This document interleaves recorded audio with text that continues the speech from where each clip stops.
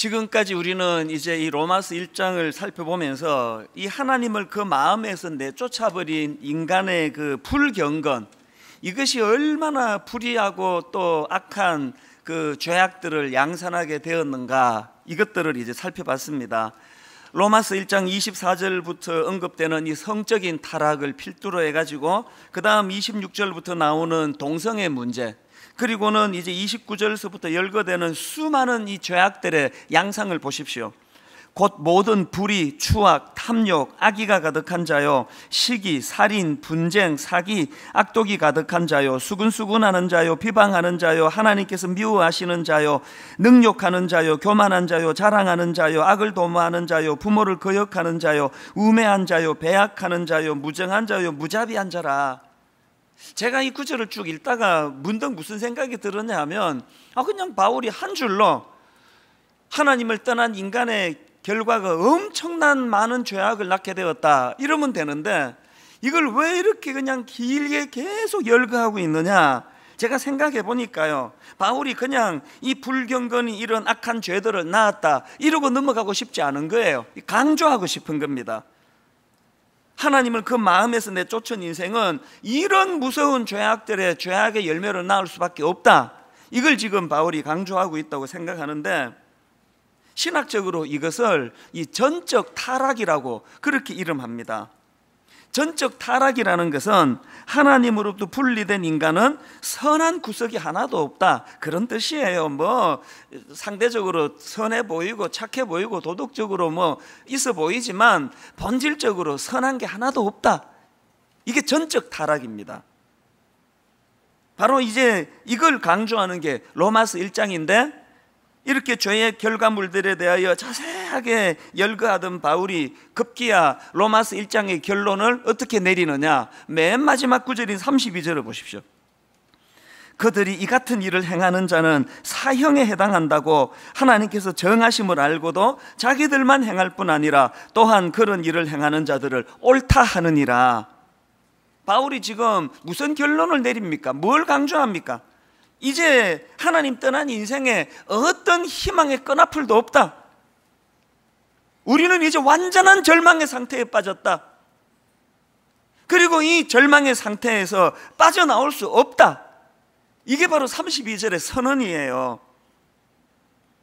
이렇게 절망적인 결론을 선포하는 것이 로마서 1장인데요 그런데 저는요, 이 로마서 1장을 계속 읽고 묵상하다가 무슨 생각이 불쑥 들었느냐 하면은 영화가 떠오르는 거예요. 이 바이러스를 소재로 한 공포 영화.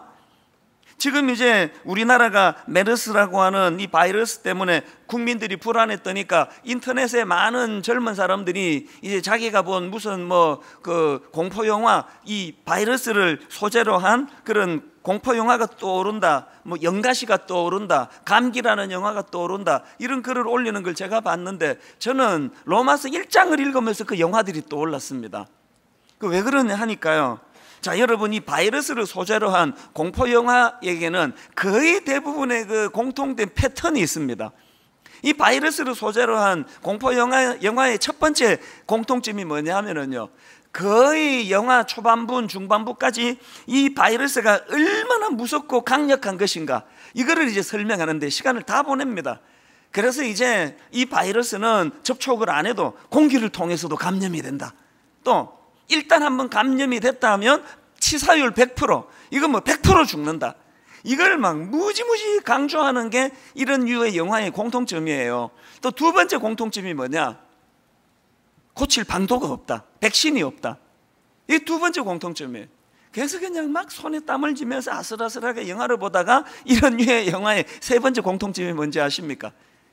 너무 싱겁게 끝나요. 보통 영화가 끝나기 한 5분 정도 남겨놓고 갑자기 주인공이 불가능하다던 그 백신을 어떻게 구하고 만들어내가지고 막 돌아가면서 주사 다 놓고 끝. 그런 영화를 보고 나면 좀 허탈한 때가 한두 번이 아니에요. 자, 그러고 보니까 이런 그 바이러스를 매개로 한 공포 영화에서 앞부분에 막 이 바이러스의 그 독성, 잔혹성, 막 치사율 100%, 막 공기 감염, 이걸 강조하는 이유는 그 바이러스의 강한 독성을 강조하고 싶은 게 아니고요. 나중에 그 주인공이 만들어내는 이 백신의 유효함, 이 백신의 귀함, 이걸 강조하기 위해서 지금 앞부분을 그렇게 강조하는 겁니다. 자, 여러분, 제가 이 로마서 1장에 하나님 떠난 인생의 치명적인 죄성에 대한 이 사형을 언도하는 절망적인 로마서 1장을 읽으면서 제가 왜 그 바이러스를 소재로 한 공포 영화가 떠올랐을까요? 바울이 지금 로마서 1장에서 그 수많은 치명적인 죄에 대한 수많은 것들을 열거하고 맨 마지막에 이제 어떤 희망의 끈앞을도 없다, 우리는 망했다, 우리는 죽었다, 이렇게 바울이 선포하는 것은 그 죽음의 강력한 권세, 죄의 권세를 설명하기 위한 게 아니에요. 그 뒤에 나타날 예수 그리스도 십자가의 복음, 이 복음의 백신, 십자가표 백신, 이것이 이 절망이다, 죽었다, 사형이다, 우리는 여기서 헤어나올 수 없다라는 이 강력한 것들을 깨트리는 능력이 된다는 것, 이 복음의 능력을 강조하기 위한 것이라는 걸 제가 알기 때문이에요. 무슨 일로 절망하고 계세요? 너무 늦은 것 같으세요? 여러분이 지난주 말씀드렸던 그 영화의 철로 위에서 나 다시 돌아가고 싶어 하다가 그렇게 자살로 끝나는 인생과 같은 상황인 것 같으세요? 그렇지 않습니다. 그 생각도 맞을지 모르지만 여러분 안에 이 강력한 예수 그리스도의 십자가, 이 복음이라고 하는 이 백신이 내게 주어지면 어떤 절망도 없습니다. 여기 그렇게 회복되신 분들이 한두 분이 아니고 제가 또 그 중에 한 사람 아닙니까? 바울이 지금 로마서 1장에서 이 죄의 치명적인 독성을 지금 강조하고 있지만 우리는 그것을 읽으면서 이 무한한 은혜에 대한 감사, 은혜의 놀라운 능력, 그렇게 이것을 볼 수 있는 영안이 열려져 로마서 1장을 읽으셔야 됩니다. 그래서 여러분 겉으로 보기에 로마서 1장의 결론은 사형에 해당된다고 선포하는 32절이 이게 결론 같지만 사실은 여러분 로마서 1장의 결론은 중간부에 나와 있는 1장 16절 말씀, 내가 복음을 부끄러워하지 아니하노니 이 복음은 모든 믿는 자에게 구원을 주시는 하나님의 능력이 됨이라. 또 17절, 복음에는 하나님의 의가 나타나서 믿음으로 믿음에 이르게 하나니 기록된 바 오직 의인은 믿음으로 말미암아 살리라 한 것 같으니라. 이게 결론이고 이게 중심이고 이게 바울이 하고자 하는 핵심 메시지라는 겁니다. 이론으로서가 아니라 이 강력한 복음의 능력을 삶 속에서 맛보고 경험하시는 여러분 되시기를 바랍니다. 분명히 내가 철로 위에서 두 손 들고 절규했는데 주님이 포근히 나를 안아서 안전한 은혜의 폭으로 인도해 주시는 이 주님의 능력이, 사랑을 경험하는 것, 이게 복음입니다. 이제 오늘부터 살펴보게 될 로마서 2장도 같은 맥락으로 보셔야 되는데요, 로마서 2장에 보니까 이제 이 또 다른 양상으로 이제 내용이 전개되는 것을 볼 수가 있습니다. 1절을 한번 보십시오. 그러므로 남을 판단하는 사람아, 누구를 막론하고 내가 핑계하지 못할 것은 남을 판단하는 것으로 내가 너를 정죄함이니 판단하는 내가 같은 일을 행함이니라. 여기 나오는 이 판단하다라는 이 단어는 원어로 크리노라는 단어인데요, 이 단어는 이런 뉘앙스를 가지고 있습니다. 마치 재판관이 그 죄인을 심판하는 분위기예요. 자기는 의롭고 자기는 함부로 심판할 수 있고 그 상대방의 약점 허물에 대하여 정죄하고 비난하는 이런 마음의 상태, 이게 바로 크리노예요. 판단하다. 그래서 영어 성경에 보면 이 부분을 저지먼트라는 이런 단어를 쓰고 있습니다. 그런데 여러분, 여기서 중요한 것은 인칭의 변화예요. 그동안 우리가 살펴본 로마서 1장에는 나중에 유심히 보십시오. 계속 그 사용되는 인칭이 뭐냐, 그들이라는 이 3인칭 복수가 사용됩니다. 맨 마지막 결론 부분인 32절에도 마찬가지예요. 거기 보니까 그들이, 이런 3인칭 복수로 이제 로마서 1장의 마무리를 정리를 하는데, 바로 그 다음인 2장 1절의 인칭이 어떻게 변하느냐, 2장 1절을 다시 한번 보십시오. 그러므로 남을 판단하는 사람아, 누구를 막론하고 내가 핑계하지 못할 것은 남을 판단하는 것으로 내가 너를 정죄함이니 판단하는 내가 같은 일을 행함이니라. 인칭이 어떻게 바뀌었습니까? 2인칭 단수로 바뀌었네요. 그래서 이제 대부분의 학자들은 바울이 로마서 1장을 쓸 때에 염두에 둔 독자, 대상이 다르고 로마서 2장을 쓸 때에 염두에 둔 독자, 대상이 다르다, 그렇게 이야기합니다. 대부분의 학자들이 그렇게 이야기합니다. 로마서 1장은 이방인을 염두에 두고 하나님을 거부하던 이방인을 염두에 두고 쓴 장이고, 로마서 2장은 하나님을 믿는다 하지만 그 안에 복음이 없는 유대인을 겨냥해서 쓴 편지다, 2장이. 그렇게도 해석합니다. 이게 거의 학자들의 주류를 이루는 해석인데요, 요즘에 와가지고는 또 어떤 해석이 많이 나오는가 하면은 이거는 이방인 또 유대인의 문제가 아니고 자기는 온전하다, 자기는 거룩하다, 자기는 깨끗하다, 그렇게 심판관 노릇하려는 이 교만한 사람을 두고 2장 1절에서 너라고 지칭하고 있다, 뭐 이런 해석도 나오고 있습니다. 뭐 어느 쪽인지 상관없어요.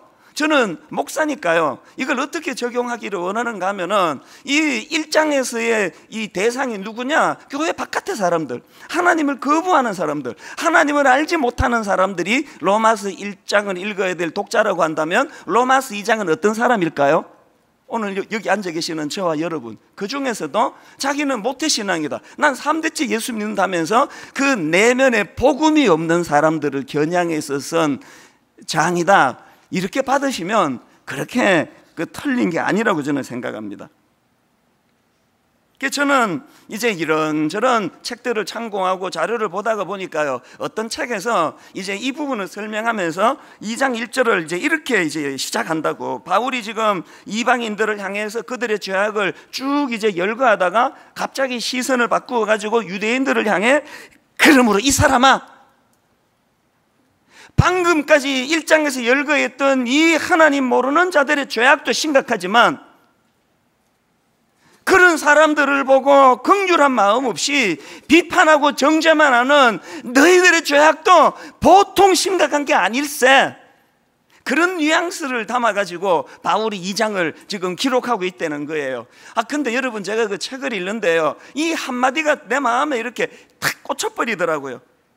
그러므로 이 사람아, 지난 한 주 내내 그러므로 이 사람아, 하나님이 자꾸 저를 지적하는, 그러므로 이 사람아, 네가 목사라고 그러면서, 네 아버지도 목사라고 그러면서, 네가 맨날 성경을 읽는다고 그러면서 연약한 주변 사람들에 대하여 긍휼한 마음으로 그를 보듬지 못하고 네가 그렇게 비판하고 판단하고 정죄하는 그런 마음을 네가 가지고 있다면 너도 1장에서 열거되는 그 수많은 악한 짓을 저지르는 그들과 똑같은 인간이야.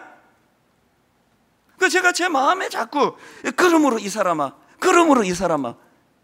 그래서 오늘 설교 제목을 그렇게 아예 지워버렸습니다. 그러므로 이 사람아. 이거를 오해해서 읽으시면 안 됩니다.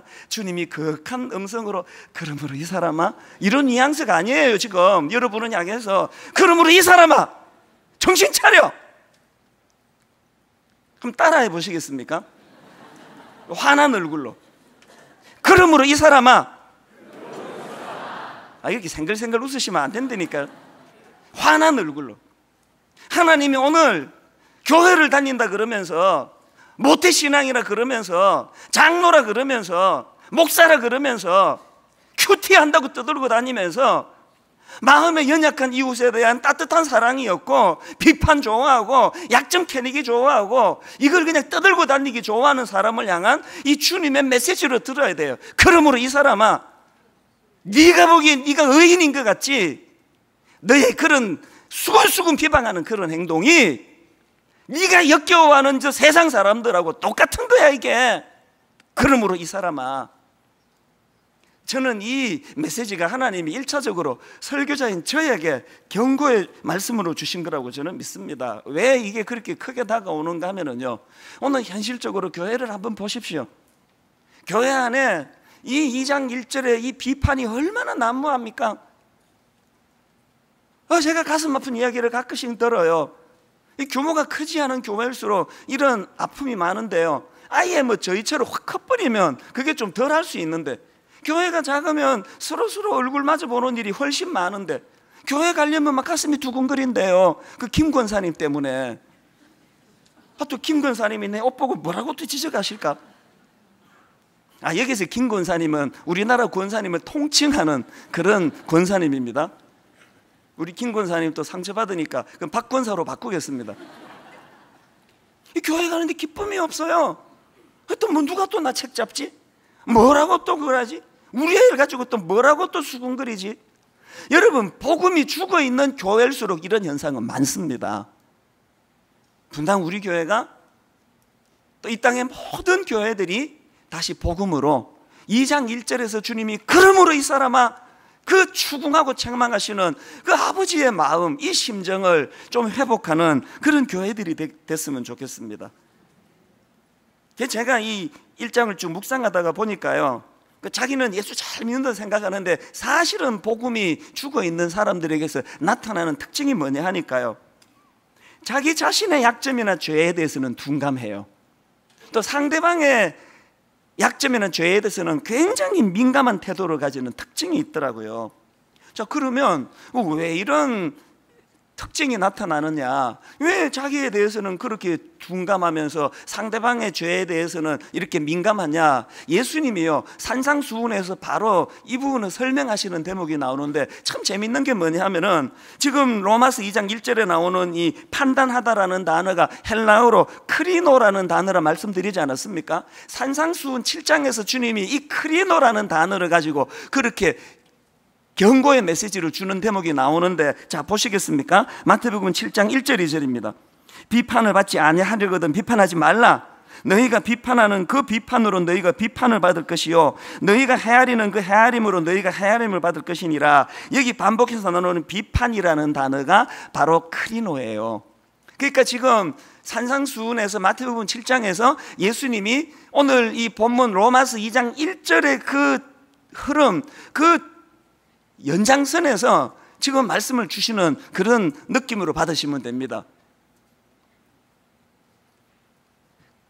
이것을 바닥에 깔고 그 다음 예수님이 지적을 한번 들어보십시오. 3절부터 5절까지.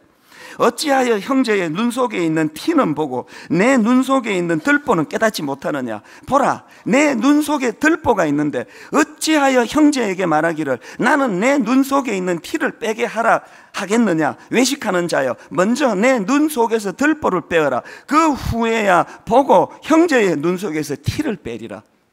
예수님이 지금 과장법을 구사하고 계시는데요, 왜 여러분 자기에 대해서는 그렇게 그냥 그 죄나 또 허물은 그렇게 아주 관대하고 그 상대방에 대해서는 그렇게 포악하게 반응하느냐?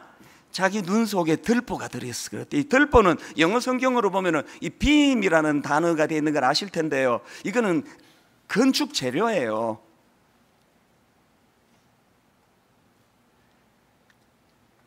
들보가 내 눈 속에 들어있으니 이 두 가지 현상이 나타나는데, 티는요 내가 뺄 수 있습니다. 좀 후 불어달라 그러고 어릴 때 우리 많이 그랬지 않습니까? 안약 넣으면 빠져요. 들보는 내 자력으로 뺄 수 있는 게 아니에요. 그리고 또 한 가지, 들보가 내 눈을 장악하면 사물을 왜곡되게 봐요. 모든 게 다 왜곡이 돼요.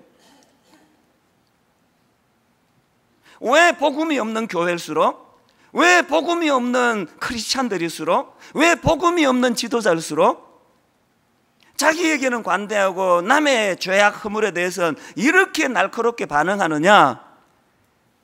들보 때문에 그렇다는 거예요. 이게 예수님의 진단이에요. 그래서 내 자력으로 뺄 수 없는 게 들보기 때문에 이거를 빼는 능력, 이게 복음이라는 겁니다. 제가 목회를 하면서 수없이 느끼고 또 느끼고 또 여러 번 말씀드리는 게 뭐예요? 사람은 자기를 몰라요. 이 들보로 자기를 왜곡했기 때문에, 야, 저렇게 예리한 눈으로 남의 지적, 그 작은 그 허물 죄도 짚어내면서 통찰력을 가지고 있으면서 사람은 자기를 몰라요. 제가 지금요, 저를 모르니까 지금 이렇게 설교하고 있는 거예요. 제가 저를 안다면 나 뜨거워서 이렇게 설교하겠습니까? 다 지금 앉아가지고 내가 설교하면, 아이고 지는 당신만 잘하면 돼, 이런 생각하면서 듣고 있다는 걸 내가 모르니까 지금 용기를 내고 설교하는 거 아닙니까? 화요일마다 우리 전 교역자를 모아놓고 제가 막 열받으면 1시간 이상 강의를 합니다. 그 뭐 요지는 딱 하나예요. 정신 차려라. 목회 제대로 해라. 성도 잘 섬겨라. 그렇게 목회하면 안 된다. 이건 1시간에 매 화요일마다 그렇게 할 수 있는 담력이 어디서 나온 걸까요? 절 모르니까. 제가 목회 똑바로 해라, 성도 잘 섬겨라 그러고 있을 때 우리 부목사님들이 앉아가지고 사도 낱말하네. 목사님만 잘하면 돼요. 목사님은 분당 우리 교회는 그렇게 하고 듣는 걸 내가 모르니까 내가 이렇게 설교하는 거 아닙니까? 강의를. 게다가 우리 부교역자들이 다 예의가 발라가지고 그렇게 하고 나가면은 저한테 와가지고 목사님 오늘 도전 많이 받았습니다. 이런 말씀 우리 자주 들어야 됩니다. 그런 이야기를 하는데 거기다가 마음으로 한마디 덧붙이는 걸 내가 모르죠. 다 새겨 들으세요, 목사님. 다 고지고대로 들으시면 안 됩니다. 그걸 내가 모르니까 용감하게 교육한답시고 떠들고 있는 거 아니냐고요. 우리는요, 자기를 몰라요. 정말 자기를 몰라요. 그렇기 때문에 이 덜보는 내 의지로 빼낼 수 있는 게 아니기 때문에 그럼 어떻게 해야 됩니까? 저는 이사야 6장에서 참 요 근래에 이 5절에서 제가 은혜를 많이 받고 있는 중이에요. 지금이 바로 그 진행 중인데요. 이사야 6장 5절에서의 이 이사야의 고백을 한번 보세요. 그때에 내가 말하되 화로다 나여 망하게 되었도다. 지금 이사야가 자기가 망하게 됐다고, 나는 입술이 부정한 사람이라고, 나는 입술이 부정한 백성 중에 거주하면서 만군의 여호와이신 왕을 배웠다고 탄식하고 있는데, 여러분이 5절에 나오는 이 그때가 어느 때입니까?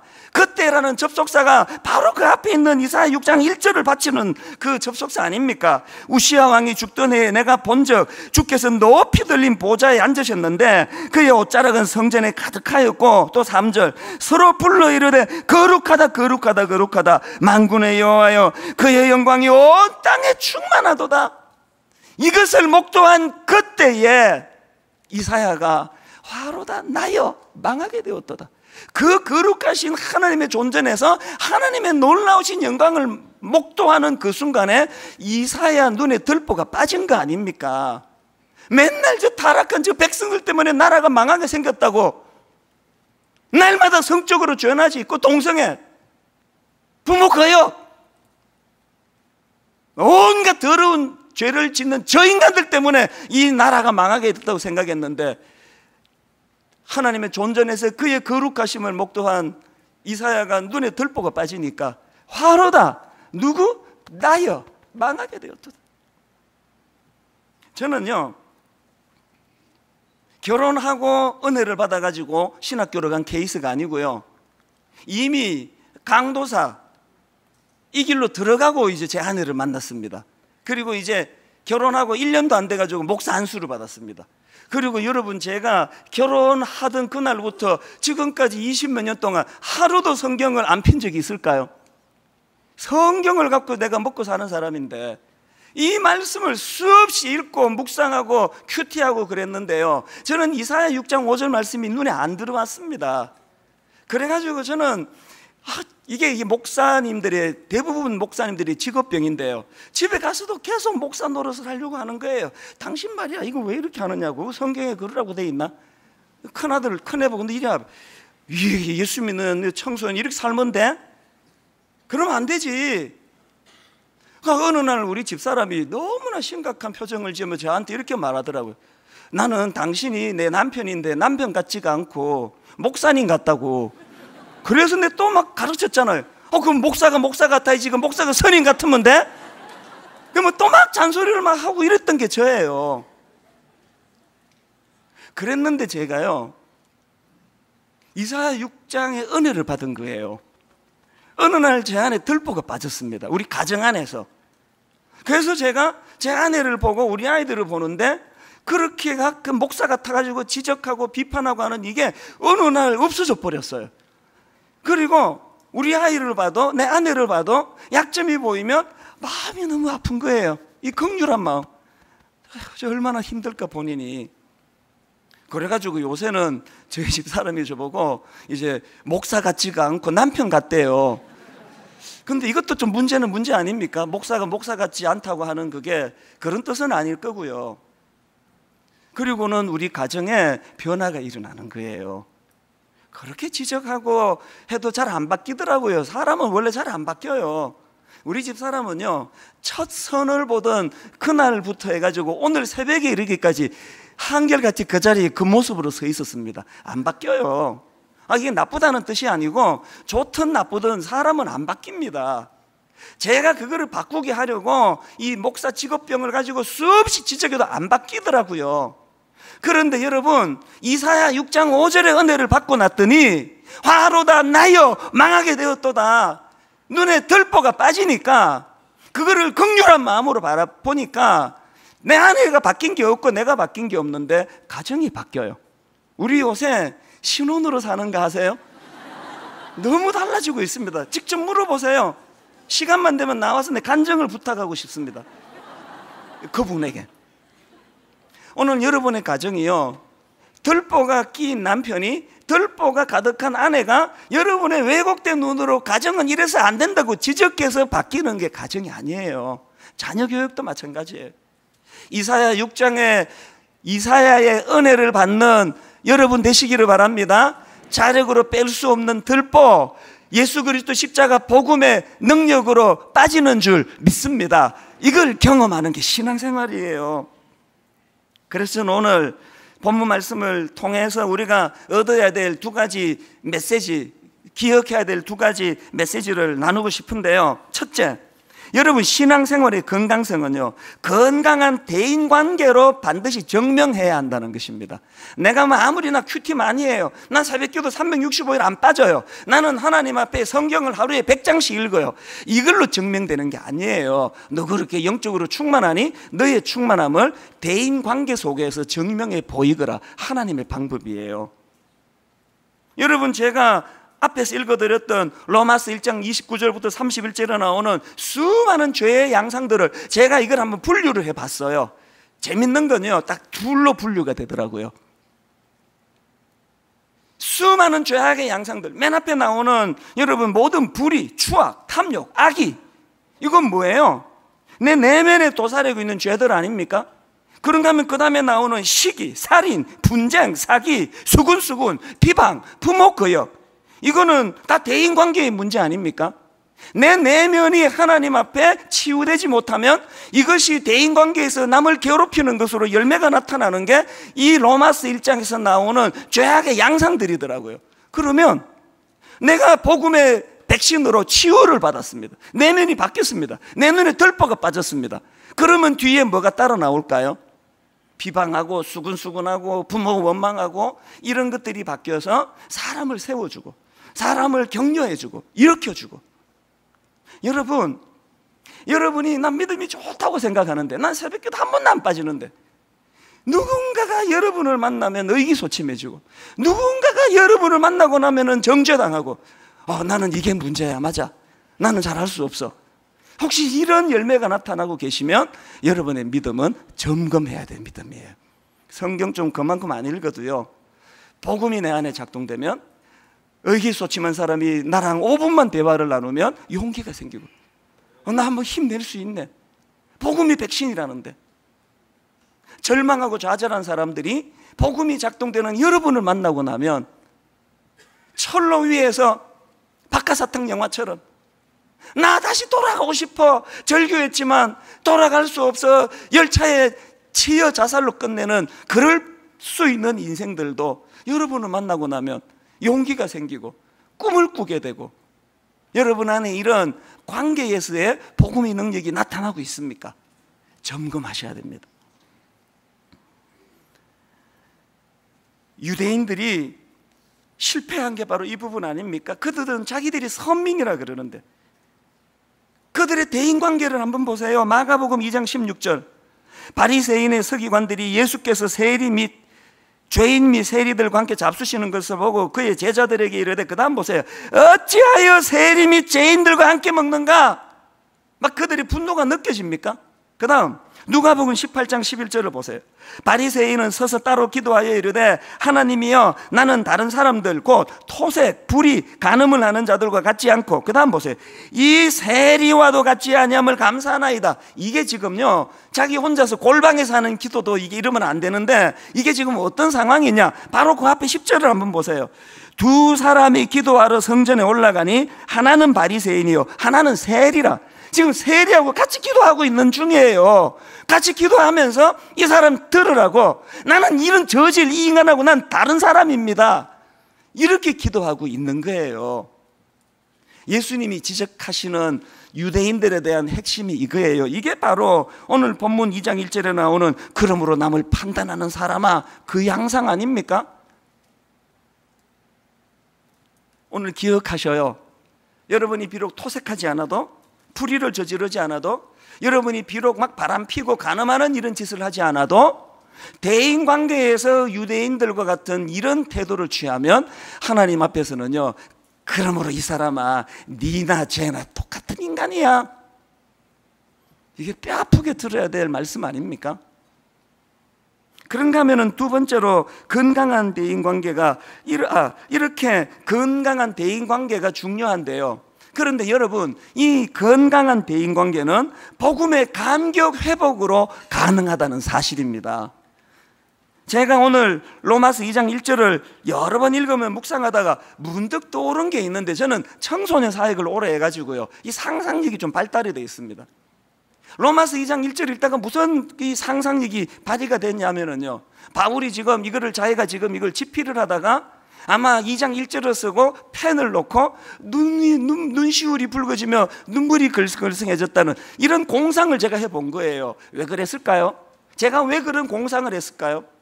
지금 바울이 그러므로 남을 판단하는 사람아, 그게 은혜 받기 전에 자기 모습 아닙니까?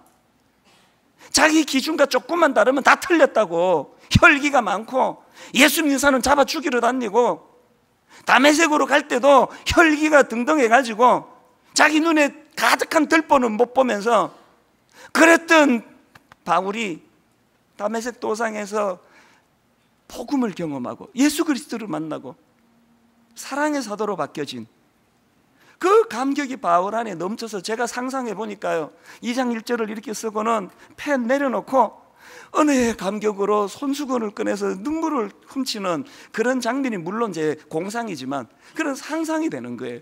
왜 이런 상상이 가능할까요? 여러분, 디모데전서 1장 13절에 바울의 감격을 한번 보세요. 내가 전에는 비방자요 박해자요 폭행자였으나 도리어 긍휼을 입은 것은 내가 믿지 아니할 때에 알지 못하고 행하였습니다. 이게 딱 2장 1절에 자기가 쓰고 있는 그러므로 남을 판단하는 사람아, 그 얘기 아닙니까? 그랬던 자기가 어떻게 변했습니까? 14, 15절 우리 주의 은혜가 그리스도 예수 안에 있는 믿음과 사랑과 함께 넘치도록 풍성하였도다. 믿보다 모든 사람이 받을 만한 이 말이요, 그리스도 예수께서 죄인을 구원하시려고 세상에 임하셨다 하였도다. 그 다음 보세요. 죄인 중에 내가 괴순이라 이 화로다 나여 망하게 되었도다. 그 얘기 아닙니까? 이 깨달음을 그가 어떻게 얻었나? 그 다음 16절 그러나 내가 긍휼을 입은 까닭은 예수 그리스도께서 내게 먼저 일체 오래 참으심을 보이사 후에 주를 믿어 영생 얻는 자들에게 본이 되게 하려 하심이라. 자다가 일어나도 마음이 감격이 되고, 내가 늘 남을 정죄하고 비판하고 내 가장 가까운 아내에게, 남편에게, 내 부모에게, 내 자식에게, 내 며느리에게, 내 시어머니에게 날마다 네가 문제라고, 당신 때문이라고, 자기도 평안이 없고 자기 만나는 주변 사람 모두가 평안이 없는 그런 대인관계 삶을 영위하다가 은혜 받고, 아니야, 죄인 중에 내가 죄인 중에 괴수라. 자기 안에 평안이 찾아오고 많은 사람들에게 사랑의 사도 소리를 듣는 은혜를 바울이 누리며 그 감격의 눈시울을 붉히며 쓰는 바울의 그 글 쓰는 모습이 보여지십니까? 오늘 여러분 무슨 일로 마음이 그렇게 혈기가 많으세요? 울분이 무슨 일로 그렇게 많으세요? 은혜 받으시기 바랍니다. 여러분, 지금 그 중동에서 다녀온 한 사람으로 말미암아 우리가 지금, 여러분, 이렇게 지금 온 나라가 지금 메르스라는 바이러스 때문에 부들부들 떨게 된 게 뭐예요? 이 전파력 때문 아닙니까? 전파력 얼마나 강력한지 그것만 보이세요? 여러분, 저는 신문을 보면서 그것만 보이지를 않아요. 이 육적인 전파력을 가진 메르스라는 바이러스만 보이는 게 아니고, 어느 인간 내면에 하나님을 두기 싫어하는 인간의 그 죄성의 전파력, 울분과 분노의 전파력, 끊임없이 니 때문이라고 손가락질하고 비난하는 이 비난의 전파력이 대한민국을 뒤덮고 있는 거 왜 안 보이느냐고요. 이 성적 타락의 전파력, 손을 쓸 수 없는 지금 가정이 붕괴되는 이 무서운 전파력, 이거 왜 안 보이시느냐고요. 진짜 우리에게 필요한 것은 예수 그리스도 십자가로 만든 십자가표 복음이라는 백신입니다. 아버지, 복음으로 치유받기를 원합니다. 이렇게 우리가 이 악한 죄악의 바이러스가 복음의 백신으로 치유가 되면요, 소극적으로는 이제 더 이상 심판자 노릇 안 합니다. 넌 이게 잘못됐고, 넌 저게 잘못됐고, 너 이거 고쳐야 돼. 저 교회는 이것 때문에 망해. 이 교회는 이거 안 고치면 안 돼. 심판자의 자리에서 내려와 화로다 나여 망하게 되었도다. 여러분, 오늘 이웃사랑의 날이에요. 저는 분당 우리 교회가 남을 판단하고 정죄하는 자리에서 벗어나서 너무나 아름답게 이웃을 섬기는 성도들이 많은 걸 너무나 자랑스럽게 생각합니다. 여러분, 오늘 나누어 드린 이웃사랑부에서 만든 이 브로셔를 보세요. 예수의 옷을 입고 세상 속으로, 이 타이틀 브로셔 한번 보세요. 우리 교회 이웃사랑분과안에 이웃사랑부 복지재단이 얼마나 아름답게 지금 세상을 지금 섬기고 있습니까? 예수의 옷을 입고 긴급구호 뱅크부, 노인섬김부, 청소년 섬김부, 돌봄봉사부, 생활봉사부, 복지시설부, 또 복지재단 안에 아동센터, 지역아동센터, 다문화센터, 에듀투게더, 컬처투게더, 주간보호센터, 복지회관, 한마음복지관, 아름다운 가게, 다문화카페, 이 수많은 기관들을 우리 성도님들이 다 지금 눈물로 섬기고 있는 거 아닙니까? 그 중에서 저는 오늘 두 가지를 좀 강조해 드리고 싶은데요. 여러분, 그 모든 성도님들에게는 다 못 드렸어요. 이걸 받으신 분이 계실 텐데, 이 통장 모양으로 해놓은 이게 뭘 설명했느냐, 이 긴급구호뱅크에 대한 설명을 여기다 하고 있습니다. 지난 2014년도에 생활고에 시달린 송파의 세 모녀가 70만 원 남겨놓고 목숨을 끊은 그 사건을 보면서 제 스스로가 잠을 이루지 못하는 자괴감에 빠졌습니다. 많은 크리스찬들이 그랬습니다. 남산에 올라가서 보면은 대한민국 십자가를 서울시내 다 들이퍼부었는데, 이 땅의 모든 교회들이 자기 지역에 있는 송파 세 모녀들을 섬겼다면 이런 일은 일어나지 않았을 텐데, 그 반성으로 우리 교회에서 긴급구호뱅크를 시작한 거예요. 그해 특세에 우리 한번 이 일을 좀 하자 그랬더니, 그때 여러분들이요, 특세 마치고 3억 4천만 원이라는 큰 헌금을 해주셔가지고 이걸 시드머니로 이웃사랑분과와 이제 교회 바깥에 있는 종교를 불문하고 우리가 이분들을 좀 섬기자 그랬는데, 그때 제가 통장 번호 하나를 여러분께 홈페이지에도 남기고 주보에도 남겼는데요, 세상에 여러분, 그 후로 지난 8개월 만에요, 무려 822명의 성도들이 십시일반해가지고 2억 8천만 원의 헌금을 은행 계좌로 해주셨어요. 그래서 지금 여러분, 차상위 계층이라고요, 서류적으로 정부의 도움을 받을 수 없는, 그러나 송파 세 모녀처럼 죽음이 지금 임박한 절박한 분들을 100만 원 단위로 해가지고 우리가 지금 이것을 섬기고 있습니다. 그리고 또 하나가 이삭줍기 헌금이에요.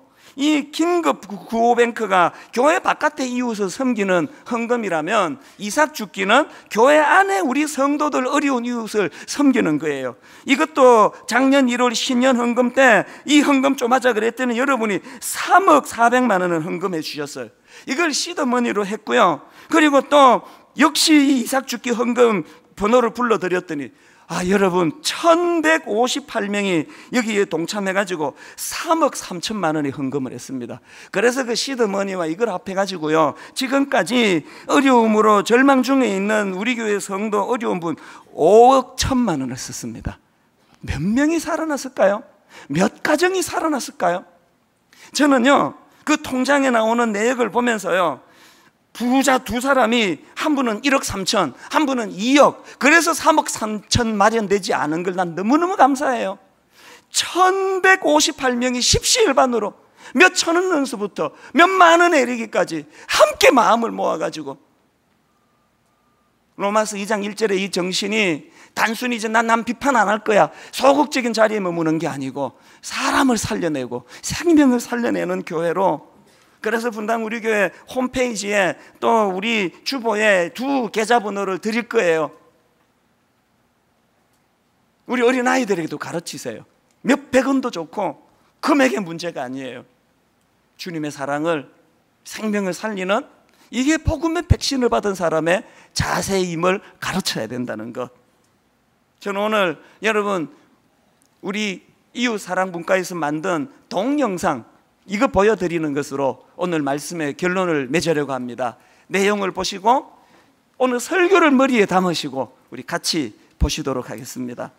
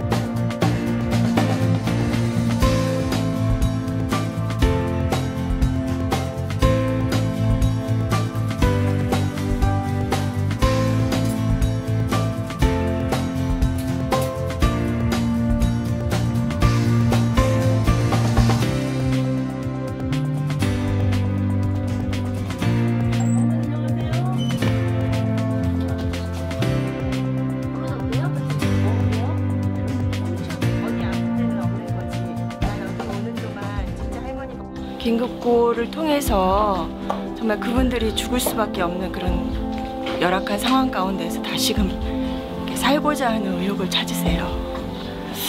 그럴 때마다 이 사역이 얼마나 귀한지 다시금 깨닫게 되고, 그분들은 정말 그때 그 시간에 누군가의 도움이 너무나 필요했었는데 그 도움이 있었기 때문에 다시 자기가 살게 됐다고 그 감사를 표현하실 때는 저희들이 그 무게를 감당할 수가 없어요.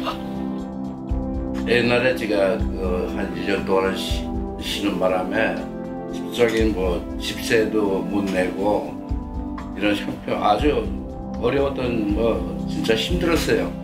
이러고 있으니까 진짜 행복해요. 예, 월급 타면 또 내 조그만 월급이지만 또 이 계획이 있고 그러니까 그래서 만약에 그거 안 해줬으면은 내가 직장을 다닐 수도 없고 그 교회에서 이렇게 또 주시고 진짜 감사하죠. 우리 주위에는 공공의 제도나 법적 지원에 제한된 기준으로 인해서 어느 곳에서도 도움을 받을 수 없는 그 사각지대 노인 대상자들이 많이 있습니다.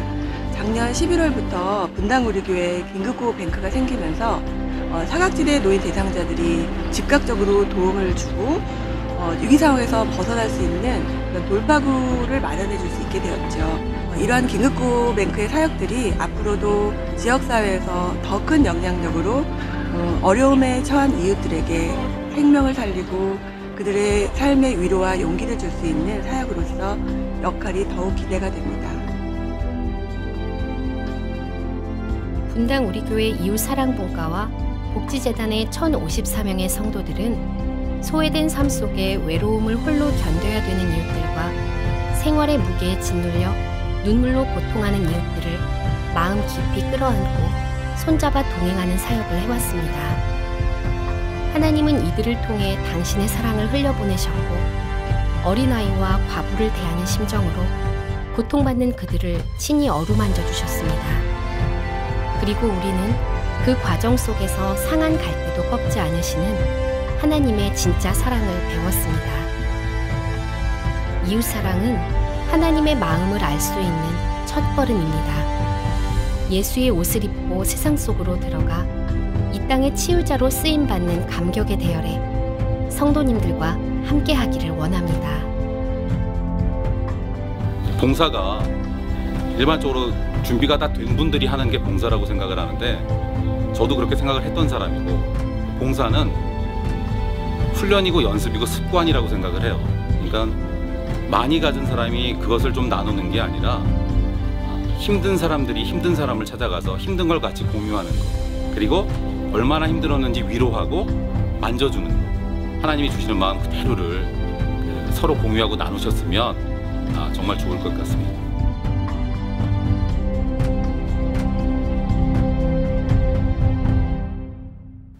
오늘 우리 말씀을 생각하시면서 왜 다 자리에서 일어나 보세요. 의지적으로 결단하며, 하나님, 오늘 말씀 듣고 내 마음에, 내 안에 복음의 백신으로 치유되는 능력이 나타나면 이웃을 향한 섬김으로 이 물꼬가 터져야 된다는 것 마음으로 받습니다.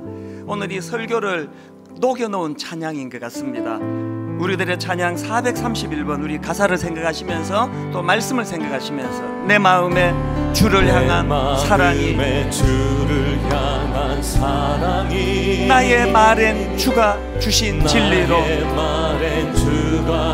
여러분 은혜 받은 자의 눈물입니다. 나의 눈에 주의 눈물 채워주소서.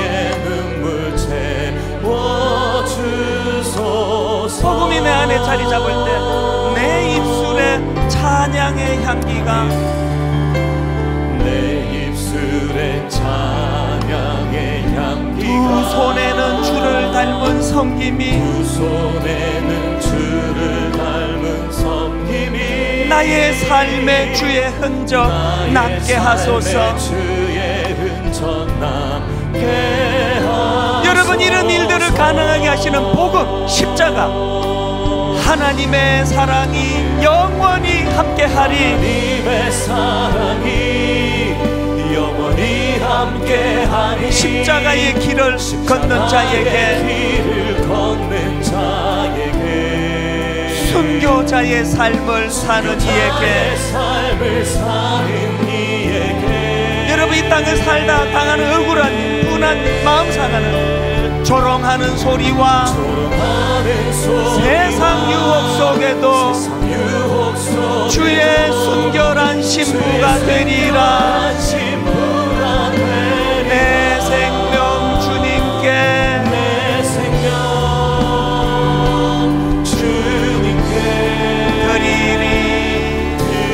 드리리. 같이 기도하시겠습니다. 하나님 아버지, 오늘 말씀이 내게 아픔이요 찔림입니다.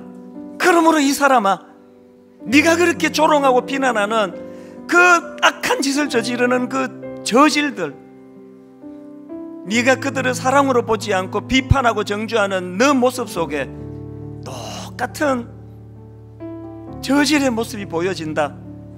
하나님, 은혜가 내 눈에 들보를 빼내는 역할을 하기를 원합니다. 내 아내를, 내 남편을, 부모님을, 자녀를, 며느리를, 시어른을 눈에 들보가 빠진 상태로 너무나 소중하고 아름다운 눈으로 서로가 서로를 바라보며 사랑하고 보듬어 안는 은혜의 자리로 인도하여 주시옵소서. 하나님, 지금 무서운 바이러스로 온 나라가 부들부들 떨고 있는데, 아버지, 영안이 열려 우리 아이들을 잠식하고 장악하는 악한 죄악의 바이러스들을 바라보며 똑같은 반응할 수 있는 영적으로 민감한 저희들 되게 하여 주시옵소서. 하나님, 치료해 주시고 십자가의 능력을 경험케 해 주셔서 아버지, 십자가 복음이라는 백신으로 변화된 우리의 삶으로 나도 행복하고 기뻐하고 더불어 만나는 주변 사람들을 기쁨으로 인도하는 아름다운 믿음의 사람들 되게 하여 주시옵소서.